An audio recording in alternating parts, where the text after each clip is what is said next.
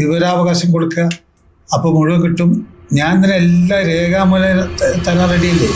ഈ നിയോജക മണ്ഡലത്തിൽ ഞാൻ MLA ആയതിനു ശേഷം ഈ 5 വർഷം കൊണ്ട് 634 കോടി ഉറുപ്പികയുടെ വികസന പ്രവർത്തനങ്ങൾ ഈ മണ്ഡലത്തിൽ കൊണ്ടുവന്നിട്ടുണ്ട്. സർ, 634 കോടി രൂപ എന്ന് പറയുമ്പോൾ ഒരു മഞ്ചേരിക്കാരനും ഇത് വിശ്വസിക്കാൻ കഴിയില്ല.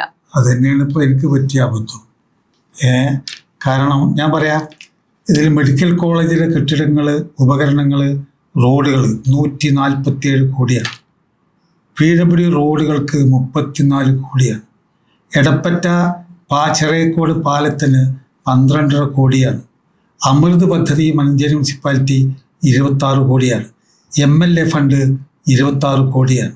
ജലജീവൻ 367 കോടിയാണ്. പക്ഷെ സർ, പ്രത്യക്ഷത്തിൽ നമുക്കൊന്നും ഇത് കാണാൻ കഴിയില്ല. കാണാൻ പറ്റില്ല. എല്ലാറ്റിനും രേഖകളല്ലേ. ഒരു വിവരാവകാശം കൊടുക്കുക, ഞങ്ങൾ എങ്ങനെ വിശ്വസിക്കൂ? വിവരാവകാശം കൊടുക്കുക, അപ്പോൾ മുഴുവൻ കിട്ടും.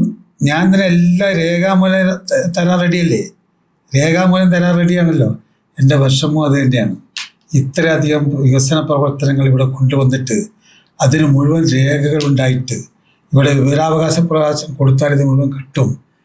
എന്നിട്ടും പല ആളുകൾക്കും ഇത് വിശ്വസിക്കാൻ സാധിക്കുന്നില്ല എന്ന് പറഞ്ഞത് ശരിയാണ്. എന്താ കാരണം? ഞാനൊരു സാധാരണക്കാരനായി പോയി. ഈ PR വർക്ക് നടത്തലില്ല, എനിക്ക് പരിചയമില്ലാതെ പോയി. അതുകൊണ്ട് ആളുകൾക്കത് എത്താതെയും പോയി. അത് അവർ പറയുന്നത് ശരിയാണ്. അത് ഇപ്പോഴും തന്നെ ഞാൻ അതിൽ ഒരു വിഷമം എനിക്കുണ്ട്, ഇങ്ങനെ എത്തിക്കാത്തതിൽ. പക്ഷെ എല്ലാവരും വിശ്വസിക്കുമല്ലോ ഇത് കണ്ടാൽ. രേഖാമൂലം കൊടുക്കാൻ എല്ലാ പത്രങ്ങൾക്കും ഞാൻ കൊടുക്കുന്നുണ്ട്. ഇത് പറയുന്നുണ്ടല്ലോ, വളരെ പരസ്യമായിട്ട് പറയുന്നുണ്ട്. Manjeri municipal chairman, vice chairman വളരെ നല്ല രീതിയിൽ ഇത് ജനങ്ങളോട് പറയുന്നുണ്ടല്ലോ. അവർ ആർക്കും ചോദിച്ചാൽ മനസ്സിലാവേ.